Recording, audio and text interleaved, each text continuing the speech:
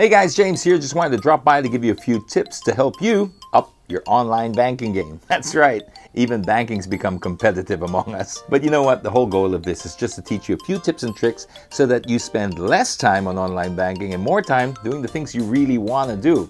So first, let's take a look at the updates that they put in the app. Now, I'm pretty sure that you've used online banking even before COVID, and I know you know how to use it. You probably sent money backwards and forwards, etc.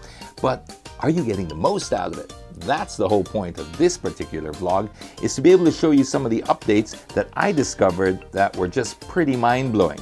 Okay, so you've still got the whole send money, create QR code, and all that kind of jazz. But the real game changer here is paying your bills. You see, if you pay your bills on the online app and you use your RCBC Bankard, you have the ability to stretch those payments out from 3 to 36 months. You can just go in the app, you just swipe a little bit, and you can set the time frame that you want to pay that off. So even if it's a utility bill, like you're getting a very expensive electricity bill, phone bill, etc., you can put that in and also just spread it out.